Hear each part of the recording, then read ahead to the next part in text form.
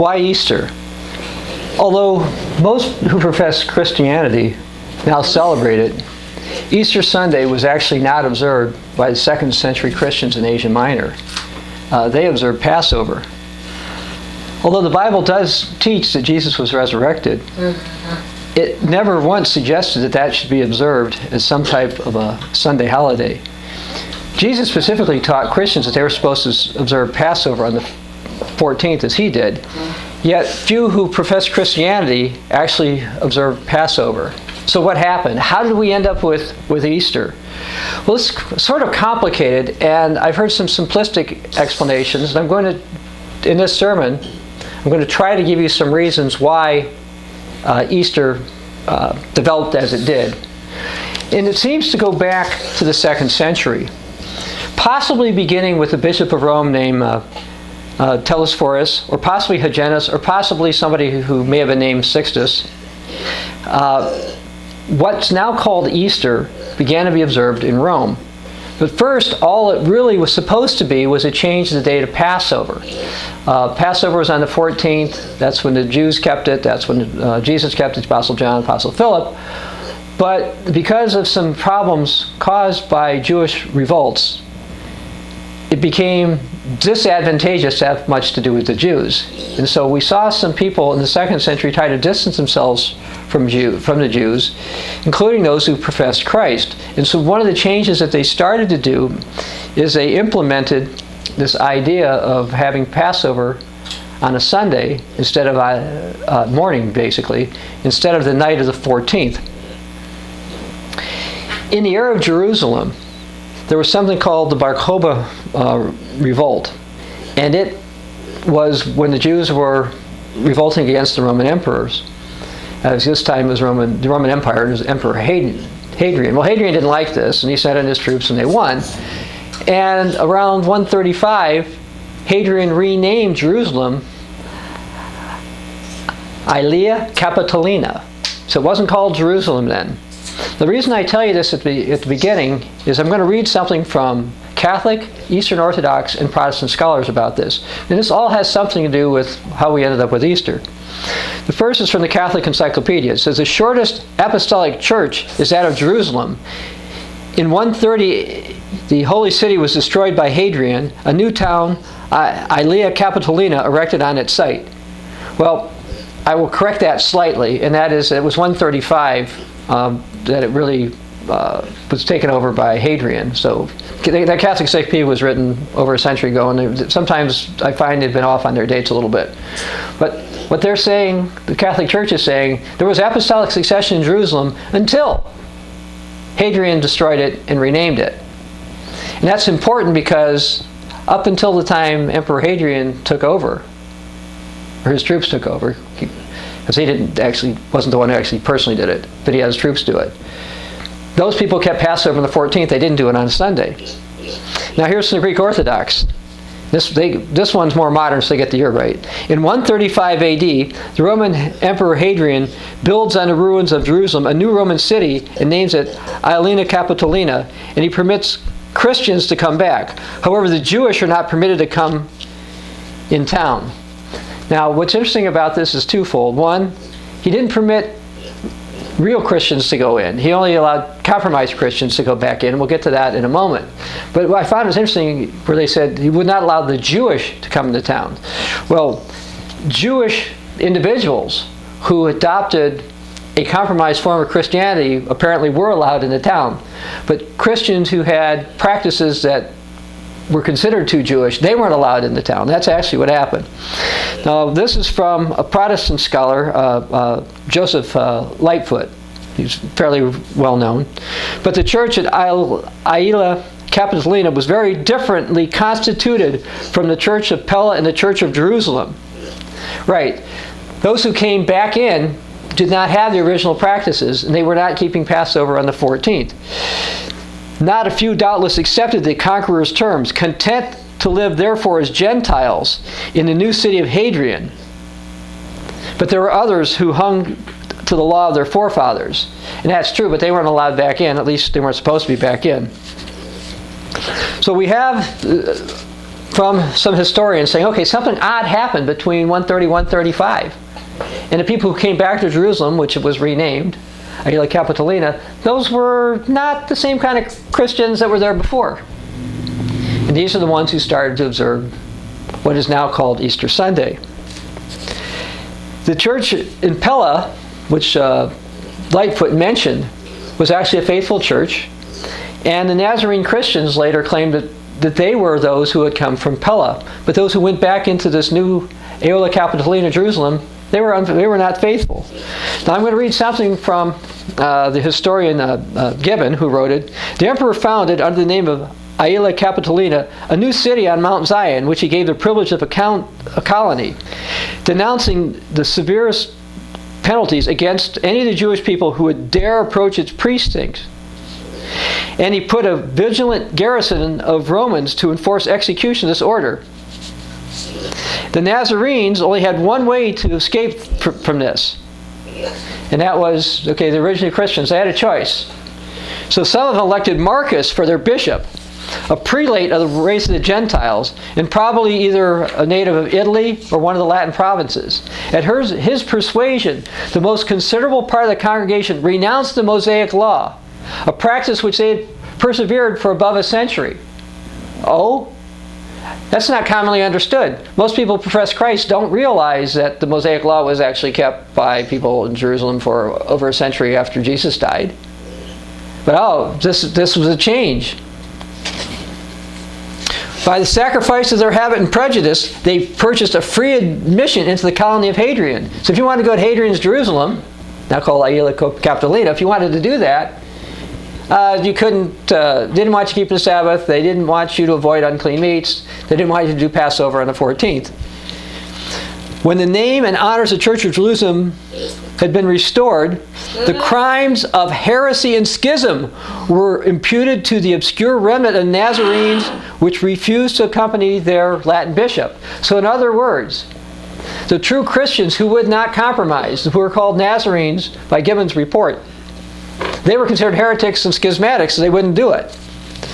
Now, the late Seventh-day Adventist scholar Samuel Bacchiocchi noted that the change from Easter Sunday and the weekly Sunday was due to persecution. And actually cowardice is what happened. People in Rome were afraid, people who professed Christ in Rome were afraid that if they appeared too Jewish, that this would cause them more trouble. People in Jerusalem couldn't appear Jewish in terms of religious practices because they wouldn't even be allowed in. It was this type of fear and compromise which led to this changing of Passover being on the 14th of Nisan to a Sunday. Now I'm going to read this from Dr. Bacchiocchi. The actual introduction of Easter Sunday appears to have occurred in Palestine after Emperor Hadrian ruthlessly crushed the Bar Kokhba revolt. The fact that the Passover controversy arose when he adopted new repressive measures against Jewish religious practices suggests the measures influenced the new Gentile hierarchy to change the Passover from the 14th of Nisan to the following Sunday in order to show separation, differentiation from the Jews and the Jewish Christians. And that's what I was saying. Then he continues with this. A whole body of against the Jews literature was produced by leading fathers who defamed the Jews as a people and emptied their religious beliefs. The two major casualties of the anti-Jewish campaign were Sabbath and the Passover. The Sabbath was changed to Sunday, and Passover was transferred to Easter Sunday. Scholars recognize the anti-Judaic motivation for the repudiation of the Jewish reckoning of Passover and the adoption of Easter Sunday instead.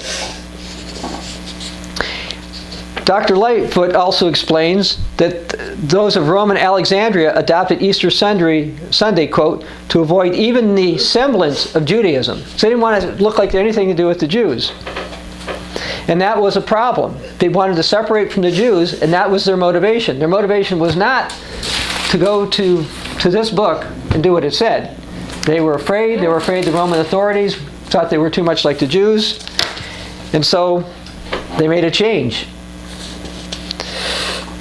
Now, Irenaeus claimed that Anicetus of Rome, who was one who argued with Polycarp, was following the practices of previous Roman bishops in terms of this whole Sunday matter. Around 180, Irenaeus wrote, And the presbyters preceding Sorer in the government of the church, which I do now rule, I mean Anicetus, Pius, Hyginus, Telesarus, and Sixtus, did neither themselves observe it, nor permit those with them to do so. So they didn't keep Passover on the 14th. Now we don't really know how far back this goes, because this was actually written decades after a change was apparently made. But we do know that around 155 AD, Polycarp of Smyrna went to Rome, and he went there to deal with various heretics. And he tried to persuade Bishop Anicetus to not change. So let me read also from Irenaeus. This is from the fragments of the lost writings of Irenaeus. He said, when the blessed Polycarp was sojourning in Rome in the time of Anicetus, a controversy arose as to certain points, but neither could Anicetus persuade Polycarp to forego the observance, inasmuch as these things had always been observed by John the disciple of the Lord and other apostles with him, with whom he'd been conversant. So in other words, Anicetus tried to tell Polycarp, you don't have to keep Passover on the 14th, to switch over to Sunday. But Polycarp said no. The Apostle John and other apostles that Polycarp spoke with, they all kept it on the 14th, so he wasn't going to switch. However, Polycarp could not succeed in persuading Anicetus to change, because Anicetus said, no, it's a tradition. But Polycarp says, yeah, but it's not a tradition from here. It's not a tradition of the apostles. It doesn't matter that one or more bishops of Rome before you switched to Sunday, you shouldn't do it.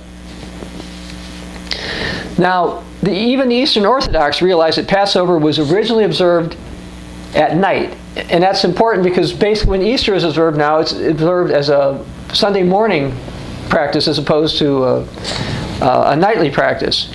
And this is from the Eastern Orthodox, Origins of Pascha and the Great Week. Our earliest sources for the annual celebrations of Christian Pascha come to us from the 2nd century. The feast, however, must have originated in the apostolic period. I agree.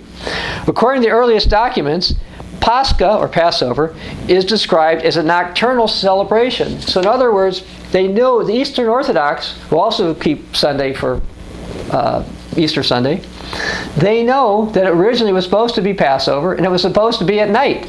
But they don't do it. Other scholars know this as well.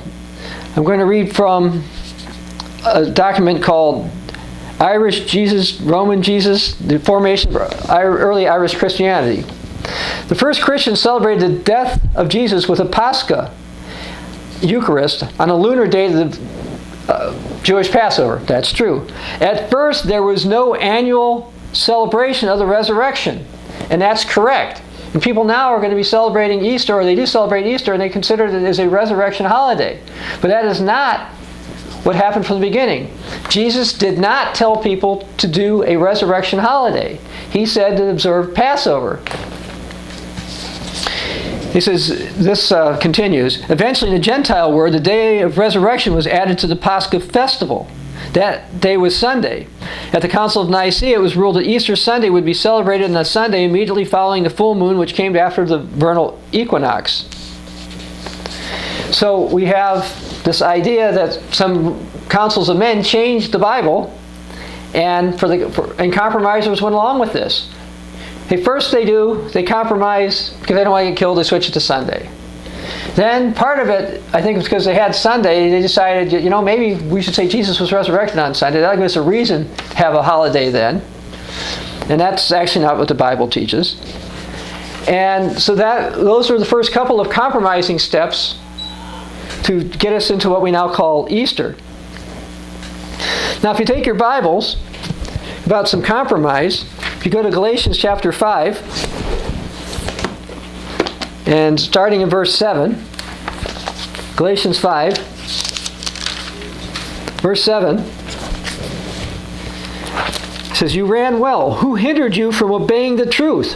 Verse 8, this persuasion does not come from him who calls you. A little leaven leavens the whole lump. And I mention this because the Apostle Paul is telling people, look, if you start to compromise a little bit, it's not good.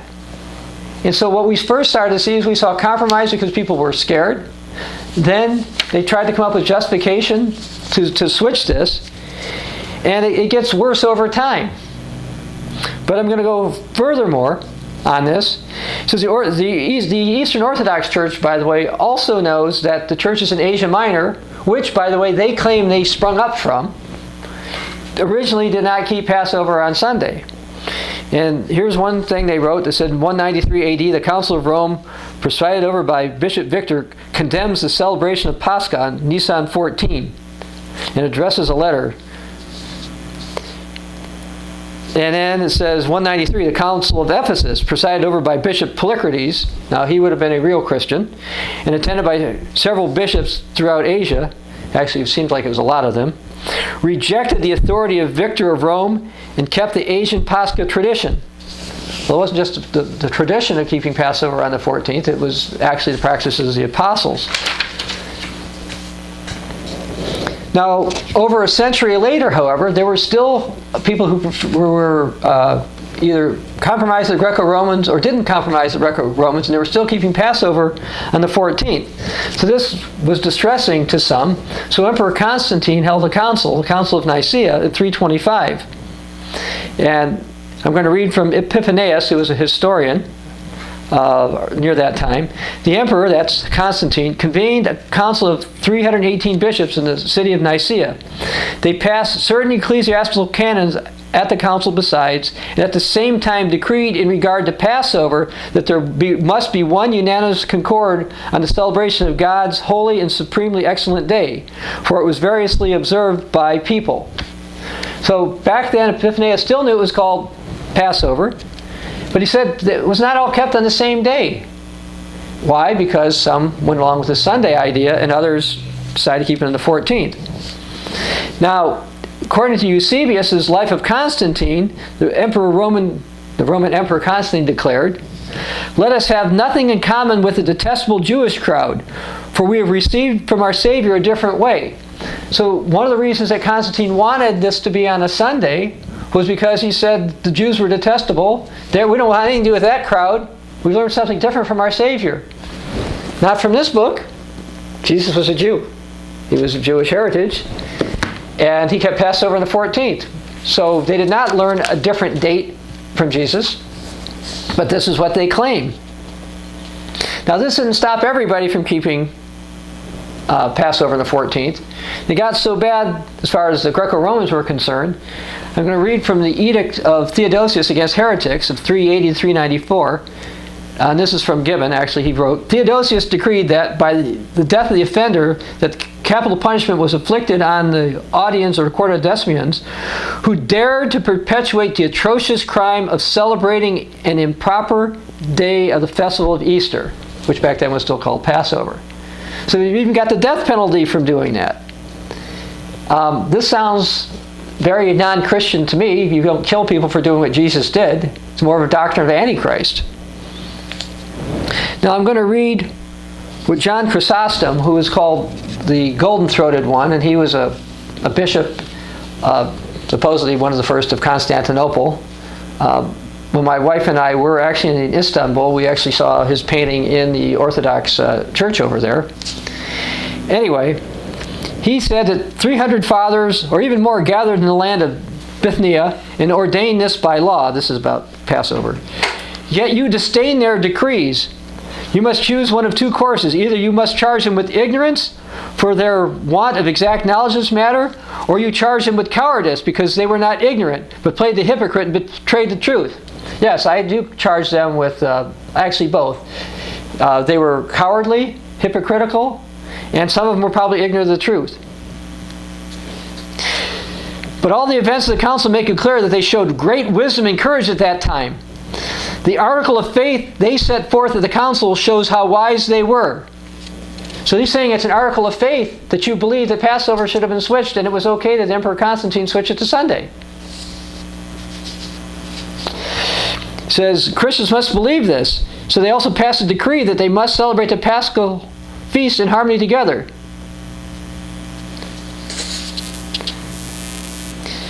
"Look what you do when you condemn fathers so great, so courageous, and so wise." Well, but they weren't great. They weren't courageous, and they weren't wise from a biblical perspective. And again, Constantine comes out and says, we did this to get away from the detestable Jewish crowd. That doesn't sound biblical. It doesn't seem they have the love of God. It doesn't seem like they're trying to do what Jesus wanted to do. Now, when Victor wanted Polycrates and others to switch Passover to Easter Sunday, he wrote him a long letter, and I've read this in times before. I'm going to just conclude with Polycrates' letter. Just read the conclusion part of Polycrates' letter. I therefore, brethren, who have lived 65 years in the Lord, and have met with brethren throughout the world, have gone through every holy scripture, I am not affrighted by terrifying words, for greater than I have said, we must obey God rather than man. So Polycrates, when he wrote to Bishop Victor about this matter, said, look, I've looked at the scriptures, and I know the people who knew the apostles and Jesus, and they all kept Passover the 14th, and you can't give me the switch. Now, the other thing that should just jump out at everybody about this whole Easter matter is the fact it's called Easter. Now, where does this come from? It does not come from the Bible. It's true in the King James Version once, they mistranslated the word Pascha as Easter, but the word is Pascha, which was the Greek word for Passover. And I'm going to read where this word actually comes from and some things related to it. The English term, according to the Venerable Bede, now this is from the Catholic Encyclopedia, by the way, this first quote, relates to Ishtar, a Teutonic goddess of the rising light of day and spring, which a deity the Anglo-Saxons call Easter Estron, High German calls it Ostra, Ostara, Osterun, Ostern. April was called Easter Monad, or the Easter month, okay, because of the celebration for the goddess Ishtar. Now that's from the Catholic Encyclopedia. Now I'll read from another source. This is from L.L.C. Hamilton, who wrote this in 1800s, 1884. Now they spell the word I-S-H-T-A-R, Ishtar. In German, you don't tend to say the H as much, so it's Ishtar, which is where we got the word Easter. Ishtar was one of the most prominent deities of the Assyrian pantheon. The pantheon was a bunch of different gods. That's what that referred to. She was the Assyrian goddess of love. She was the Astra of the Jews or Hebrews, which are condemned, by the way. Astra poles and stuff are condemned by this book. And worship of her is condemned there. She is a planetary Venus. In general, her features correspond to the classic goddess of love. Her name Ishtar, by which she was known in Assyria, and the same name prevailed with slight modifications among the Semite nations generally. In Babylonia, the goddess was known as Nana. She may be identified with the Ostre of the Germans, or Easter. To this goddess, our Saxon and German ancestors sacrificed in April, which was therefore by them styled Easter Monad, or Easter month. And from thence arose our word Easter, which the Saxons retained after their conversion to Christianity, so-called conversion, so that our Easter day is nothing more or less than Ishtar's day. The name became attached by association to the ideas of the Christian festival of the resurrection, which happened at the time of the Passover. No, the resurrection is several days after the Passover. Okay? But because of the compromises earlier, we started to see a resurrection holiday. Well, resurrection is like being reborn, and the fertility spring goddess holidays had to do with that. So it's just one step closer. So we saw some compromises. Anyway, getting back to this. The English name Easter and the German Ostern are derived from the Teutonic god Osterta, whose festival was celebrated by ancient Saxons with particular solemnities in the month of April. For which, as many as in other instances, the first Roman missionaries substituted for the Paschal feast. So first they just switched it to Sunday. Then they said, it's okay. We're just going to, you can kind of have your holiday. We're just going to say it's Passover. That's unbelievable. Then he continues here, says, the Council of Nicaea ordained in 325 it should always be kept on Sunday. Thus we find originally the festival of Ishtar and occurred on the Sabbatu of Elo, or the festival Sabbath of the Assyrians, which occurred in August or the harvest time, and afterwards became united with the Passover, or the Paschal feast of the Jews, and finally adopted by the, he wrote Christian, I'll say Catholic Church, as the Easter Sabbath, changing the date to the spring or seed time, or in April, and from the harvest month of August. Among the Assyrians, it was a feast day of Ishtar and Nergal. The Phoenician name of Ishtar was Astarte. She was called by Jeremiah the Queen of Heaven. She was sometimes called the goddess of the chase, corresponding to Diana as well as Venus, the goddess of love. Mr. George Rawlinson says, the worship of Ishtar was widespread and her shrines were numerous. She's often called the Queen of Babylon. Now this book, Revelation 18:4, says come out of Babylon. So we've got this Babylonian connections here. It may be suspected that her symbol was the naked female form. And actually I was trying to look for pictures of Ishtar, and most of them, she was not appropriately dressed. I'll just leave it at that. Biblically, there was no reason to adopt Easter. Basically, it was adopted as a compromise with paganism.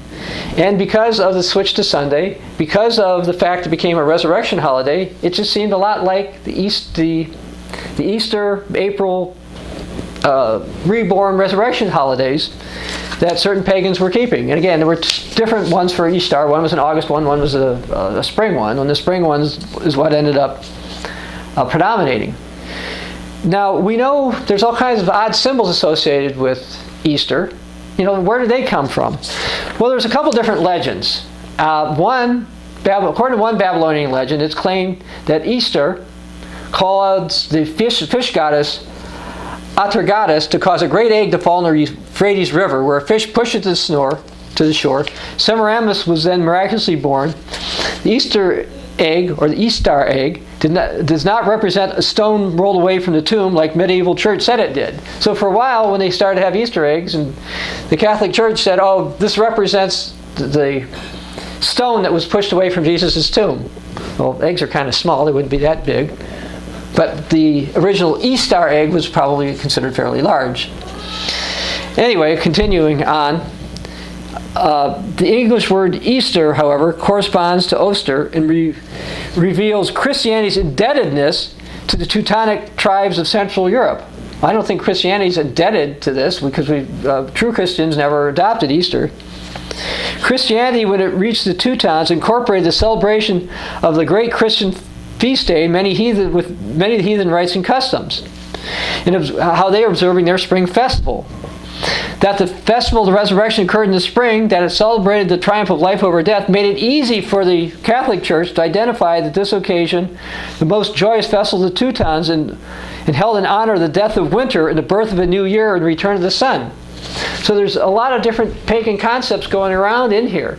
You've got the Ishtar one, and you've also got, well, this resurrection and the death of winter and the rebirth of the sun. All these things are happening, and some who compromised on the Bible before said, oh, this is a good time. We can compromise. We'll get more people if we just switch this. Now I'm going to read a different view on Easter eggs a little bit. Now this legend's slightly different, and I've seen both legends, and I haven't seen the original source doctrine, so it's difficult to tell if one legend is more appropriate for the other, more likely. According to another Babylonian legend, a huge egg fell from heaven, landing in the Euphrates River. Okay, that sounds the same. But in this one, the goddess Ishtar broke out of the egg. Later, the feature of egg nesting was introduced. A nest where the egg would be incubated until it hatched. A wicker or reed basket was used to nest the Ishtar egg. Hence, the Easter egg basket. That's from one source here. The Easter egg hunt is based on the notion if anyone found Ishtar's egg while she was being reborn, she would bestow a blessing on that lucky person. Because this was a joyous festival, eggs were colored in bright spring pastel colors. And then this source continues, the Easter bunny. Among the Celts, custom dictated that the goddess totem would lay eggs for the good children to eat.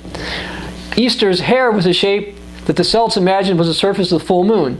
Since Ishtar or Astarte was a goddess of fertility, because rabbits procreate quickly, the rabbit became associated with a sexual act, and the egg became a symbol of birth and renewal.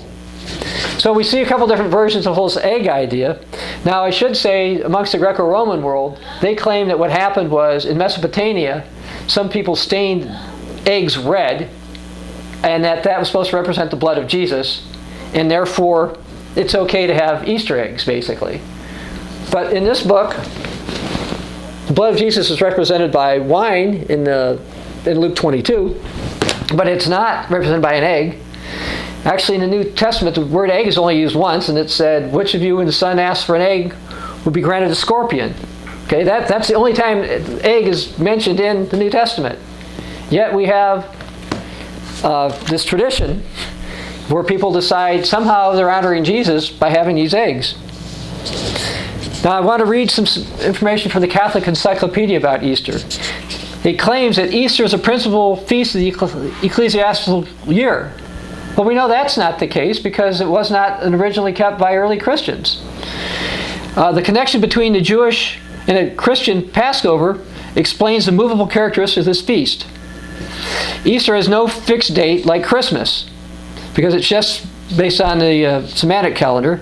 Since Christ, the true Paschal Lamb, had been slain the very day when the Jews, in celebration of their Passover, immolated the figurative lamb, the Jewish Christians in the Orient followed the Jewish method. For this, they claimed the authority of St. John and St. Philip. And that's what I said before. The early apostles kept Passover on the 14th. They didn't switch it to Sunday, and it became Easter.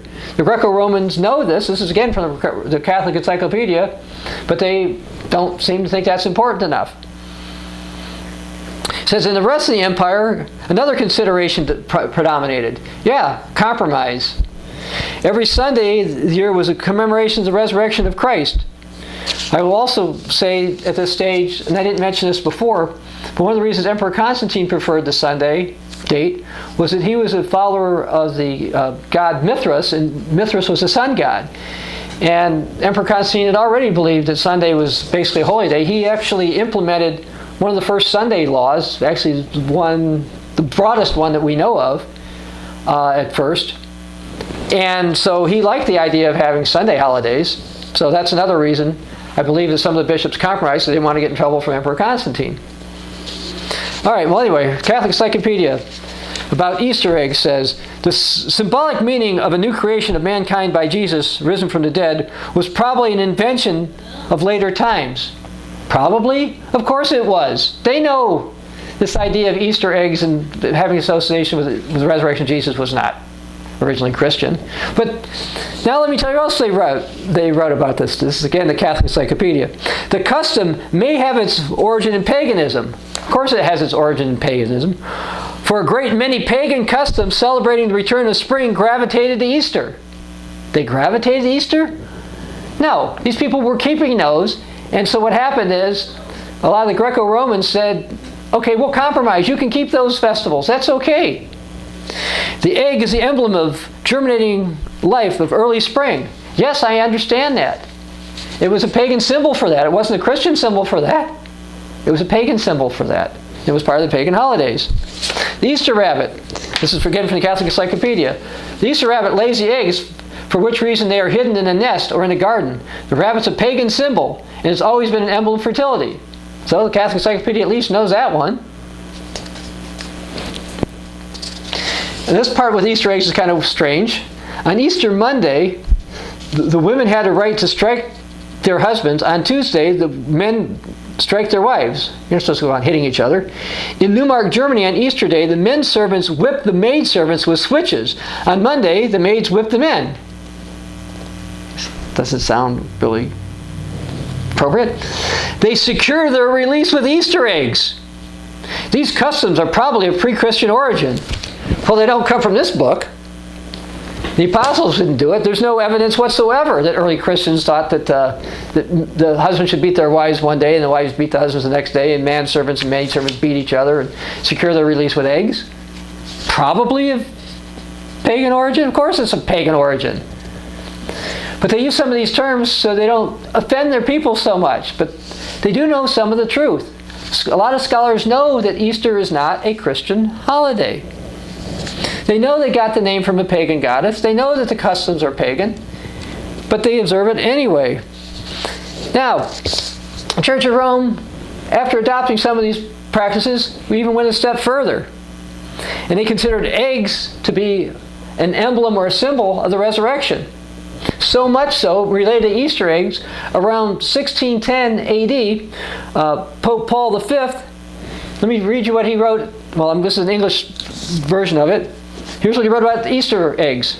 Bless, O Lord, we beseech thee, this thy creature of eggs, that it may become a wholesome sustenance to thy faithful servants, eating it in thankfulness to thee on account of the resurrection of the Lord. That's what the Pope said around 1610. He pronounced a blessing on Easter eggs. That doesn't have anything to do with the resurrection of Jesus.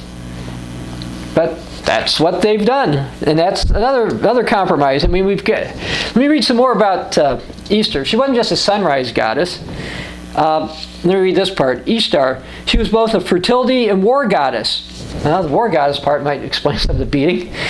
Easter or Astarte is in effect the same worship of an old Babylonian sex cult instituted by Semiramis, the warrior queen, who had a lust for blood. And that's where this originally came from. Here's another one. Ishtar was seen as a personification of the planet Venus, and together with Shemush, the sun god, and Sin, the moon god, she formed an astral triad.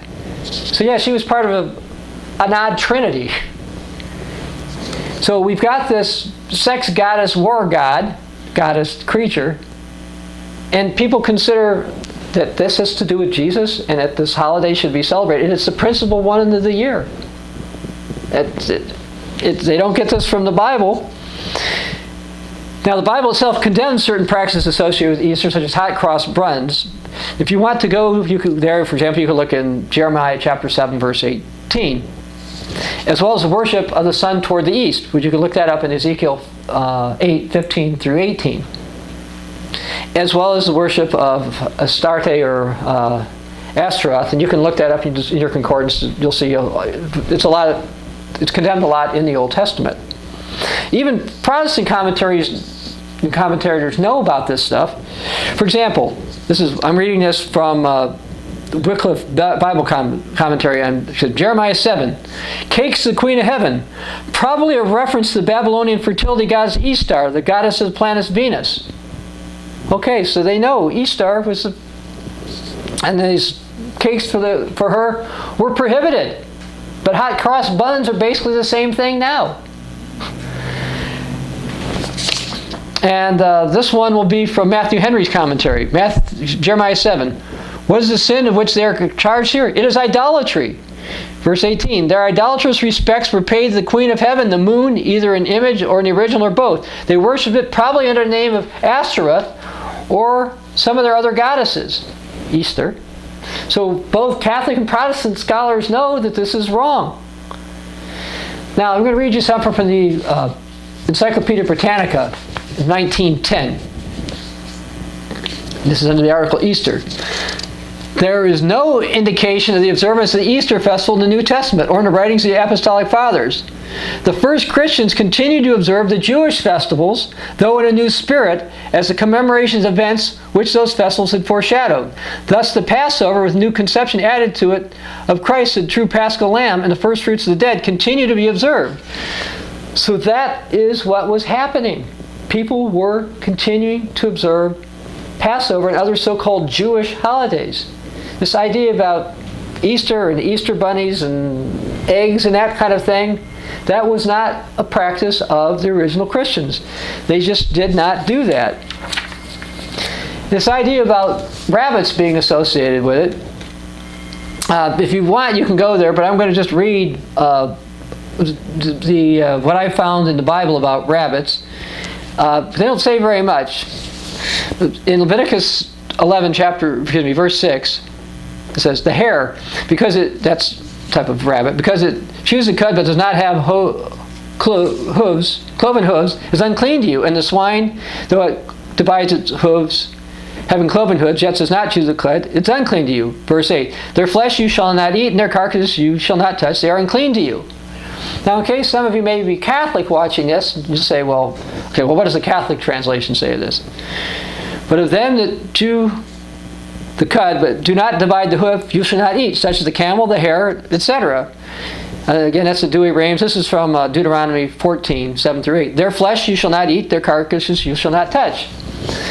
But we have the situation now that, rabbits are associated with supposedly with Jesus and Easter. If you go to the department stores this time of the this Easter time of the year, or just before it, in the springtime, you're going to see all kinds of rabbit things out there. The Bible doesn't say to do a celebration of rabbits or anything. It just says, you're not supposed to eat them. They're an unclean creature. But that's it. Now, some have said, well, did the Christians have any kind of Sunday observance at all? And this is tricky. One person from Christian Education Ministries felt that there was a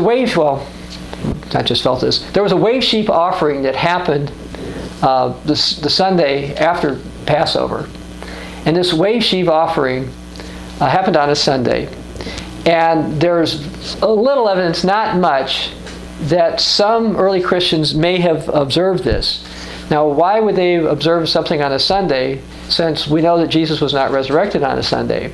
Because what we see in Scripture, and because this is mostly about Easter, I'm not going to go into this right now, Jesus ascended to see the Father after he was resurrected, which was Saturday afternoon, evening, late Saturday afternoon.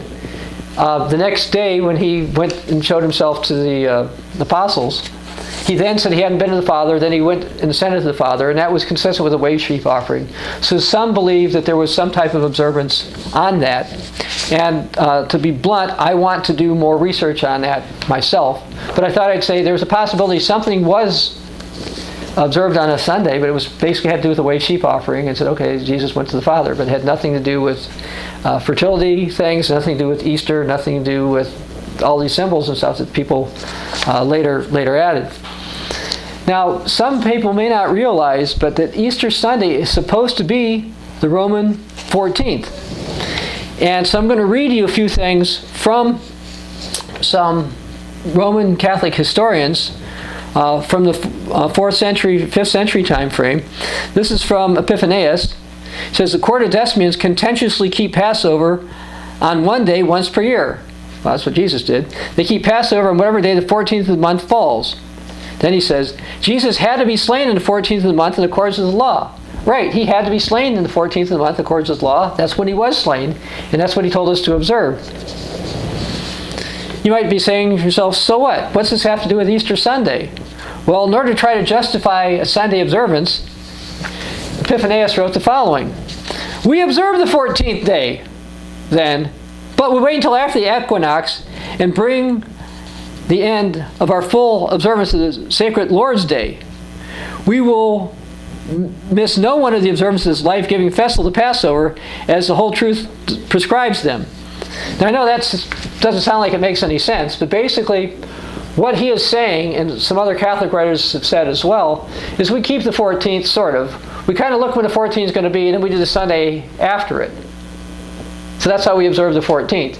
And because they claim that the 14th is the Lord's Day, Sunday is the Lord's Day, although some of them have other ideas about that. Because they claim that was the Lord's Day, then they feel that it was fine and that Jesus wanted them to transfer to that. And I would strongly disagree with that.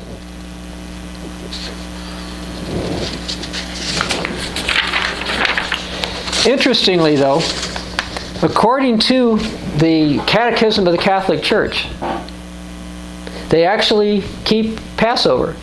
Now, people probably do not realize that. Now, they call it the Christian Passover, which is fine, but they say that the Christian Passover is now Easter.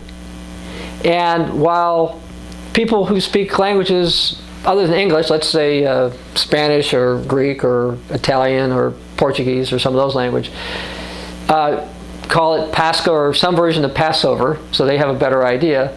Those who primarily speak English just consider it Easter, and most people that I've run across have no idea. At least American Catholics that I've talked to have no idea it's supposed to be Passover. Although again, if they read and studied the Catechism of the Catholic Church, they would see, that's actually what what they called it. Now there are different flaws about Easter, different problems associated with Easter. And I'm going to go through some additional ones. One is that Jesus was not resurrected on Sunday morning. Even if he did, even if he was, he didn't say to celebrate it then. You can go to the Cogwriter website. There's an article about the Crucifixion Week, and you can go through all those kind of things in more details. But Jesus was not. In my view, they lean toward a resurrection on Sunday to justify having a weekly Sunday observance of the Sabbath, as well as this idea of having Easter Sunday. Easter tends to have sunrise worship associated with it. That is condemned in the Bible. That's what was basically done for the Queen of Heaven. We see this in Ezekiel 8. Why don't we go there? Ezekiel 8.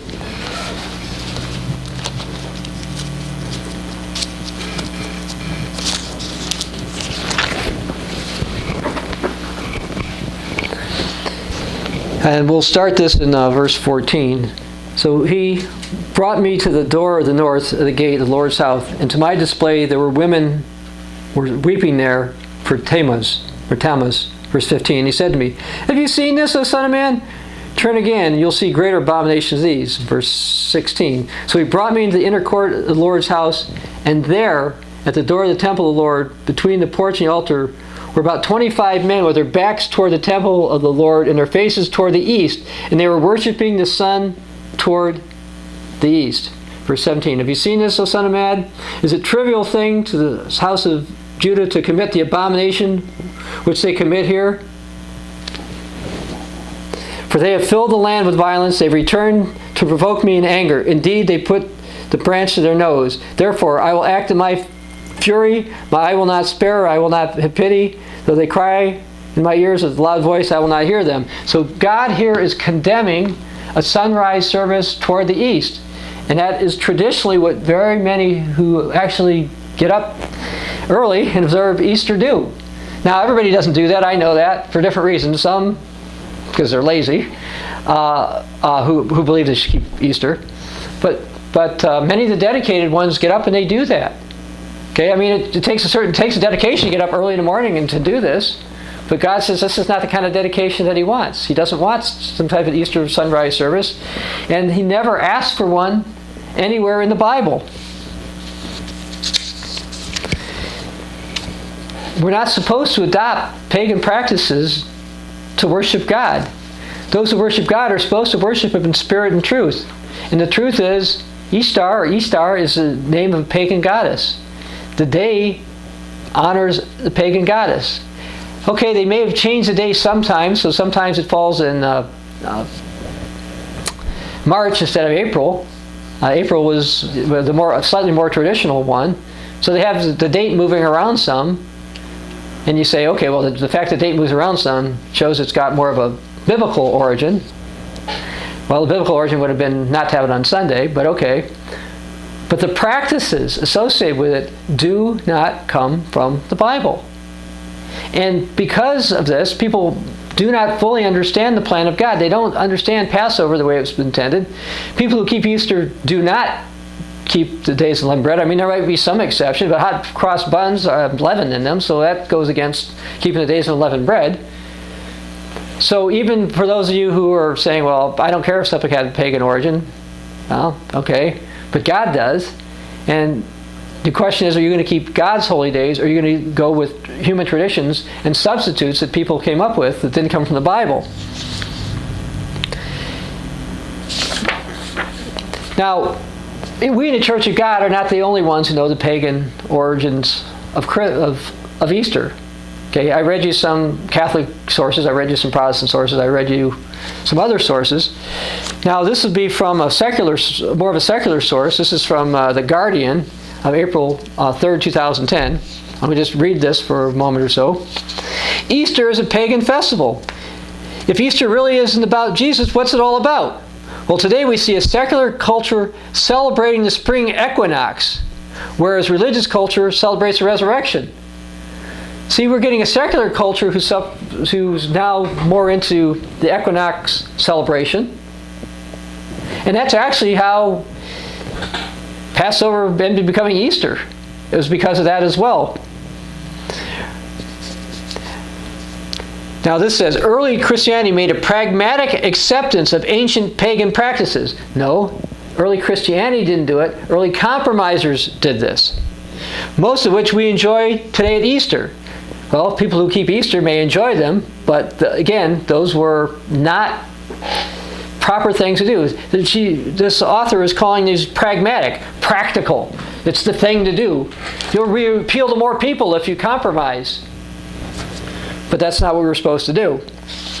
But anyway, she does get some other correct points in here. She says the Sumerian goddess Inanna, or Ishtar, was hung naked on a stake and was subsequently resurrected and ascended from the underworld. And again, that's another way they try to tie all this in with Jesus. Although we see no celebration of Easter in the New Testament, today many churches are offering sunrise services at Easter, an obvious pagan solar celebration. That's exactly right. And actually, one thing I've noticed from some of the New Age types, or the Mother Earth types, is that they're saying, a lot of these practices that the so-called Christians have kind of similar to ours. They shouldn't condemn us because they probably got them from us. And I think we're seeing some of that together because we're going to see more compromise come in the future with an ecumenical religion that will adopt even more practices associated with, let's say, New Age thought and earth worship, which, again, is a lot of what happened with Easter. Now, oddly, there were things in the Middle Ages where some of the Catholic scholars knew what happened. So I'm going to read a little bit of this. The medieval historian Catholic priest Bede, who's also known as the Venerable Bede, recorded something from a Catholic abbot named Wilfrid. Now he was trying near the beginning of the 8th century to justify why it was okay not to follow the Apostle John's practices regarding Passover, but instead keeping Easter Sunday. And I'm going to read this. This is a quote from this abbot Wilfrid. It says, "Far be it for me to charge John with foolishness. He, John, the Apostle John, literally observed the decrees of the Mosaic law when the church was still Jewish in many respects, at a time when the apostles were unable to bring a sudden end to the law that God had ordained." Oh, so he's saying the apostles couldn't do what God wanted them to do, so they kept these practices for a while. They feared, of course, they might make a stumbling block for their Jewish proselytes. No, actually, by saying that Jesus was God, that made kind of a stumbling block for the Jewish proselytes. So that's not why they kept doing it. So John, in accordance with the custom of the law, began the celebration of the Easter day, well, it was Passover, in the evening of the 14th of the first month, regardless of when it fell, on the Sabbath or any other day. But when Peter preached at Rome, remembering the Lord rose from the dead and brought the hope of the resurrection the first day of the week, he always waited for the rising of the moon on the 14th day to keep it like John did. But he proceeded to celebrate it on Sunday. Okay, but he did this on the night before on Saturday evening. So because the days go from sunset to sunset, what they're saying is Peter, and by the way, there's no proof whatsoever that Peter switched Passover to a Saturday night. But this is what they're saying. So it came about Easter Sunday was kept then at a later time. But all the followers of St. John since his death, and also the church throughout the world, have followed his observance. But he says, but the true Easter is the one that should be celebrated, the one that he wants to do. So let me just word this another way. He admits the Apostle John and the early church were fairly Jewish in their practices, that the Apostle John kept the original teachings, that Passover the 14th is what John did. And while it's true that Jesus was resurrected on a Saturday evening or afternoon, there's no known early document, like prior to the 3rd century, that said Peter did anything like this. And if, as the abbot says, Peter kept Passover, which he called Easter here, on Saturday evening, then how come they do it Sunday morning? Most keep Easter is a resurrection holiday, not as Passover, which is what Peter and John would have done. All those in Asia Minor followed after John. All those in Jerusalem for 100 years followed John's practices. And they're basically saying that John was just afraid. I don't see that. Now, interestingly, there's a Catholic scholar named Bagatti, and he admitted, since St. John spent the first years of his apostolate in Palestine together with James, it's obvious that he had the custom of celebrating Easter, actually Passover, on the 14th from the Mother Church. That's right. The original church in Jerusalem kept it on the 14th. John kept it on the 14th. Now, John claimed to faithfully keep what Jesus taught. Go to John 21. Gospel of John, chapter 21.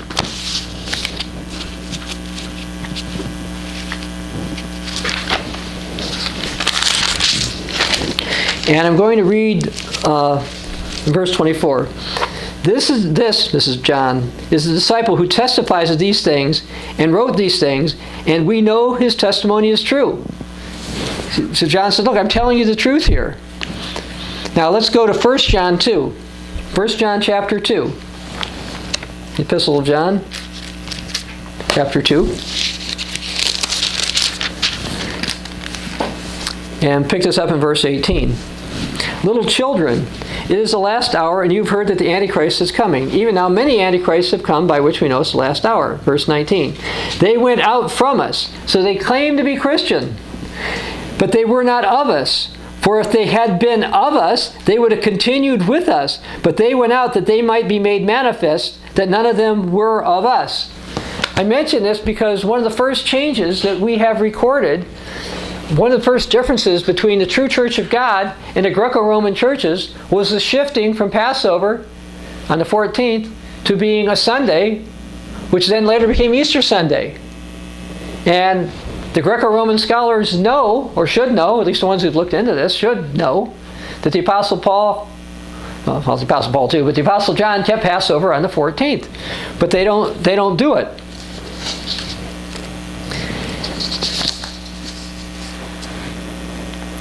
What was interesting was that actually when they went into the Celtic areas at first, they found that some of them were originally keeping Passover on the 14th. They were not keeping Easter Sunday.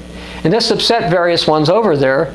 And over time, they changed it. Let me read this. This is from The Lives of the Popes. This is written by a Catholic scholar, Richard McBrien, who, although I haven't met, I have actually emailed him. He was a priest and was a professor of theology at the University of Notre Dame. Quote, Pope Vitalin supported the efforts of the King of Northumbria. Now that's kind of I can use my hands on the map. This is London. This is Northumbria's over this region in the British Isles. Okay. Following the Synod of Whitby in 664 to establish in England the Roman as opposed to the Celtic date of for Easter. Right. What had originally happened was either one of the original apostles or one of the followers of the original apostles or one of their descendants got to the British Isles. And that's how Christianity originally got there. But when the Church of Rome showed up, they saw people keeping Passover the 14th. They weren't doing it on Sunday. Okay, so this Pope decided that they needed to enforce this around 664. They didn't want to use the Celtic date. That is, they want to use the Roman date. That is the Sunday after the Jewish Passover rather than the Passover itself. And other Roman practices as well. So original Christianity, when it had nothing to do with the Greco-Roman churches of Rome, compromised Jerusalem, which was again for a while called Aelia Capitolina, and Alexandria, Egypt. Now they all compromised. But those who were not directly related to them, like at first those in Asia Minor, and then again those in the Celtic regions, up until sometime in the 7th century, the Celtic regions were basically trying to keep Passover on the 14th, and they were not keeping Easter Sunday. Now, Easter simply was not observed by early Christians. nor those who felt they needed to obey the God of the Bible. Those who felt they should obey the God of the Bible knew that they shouldn't adopt pagan customs or pagan holidays. Easter was a result of compromise with Scripture and with paganism.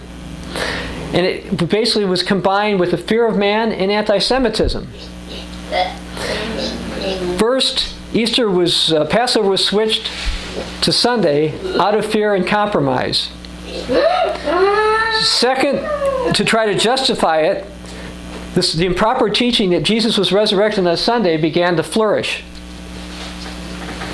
Then, third, we saw lots of anti-Jewish literature, or anti-Semitic literature start to pop up.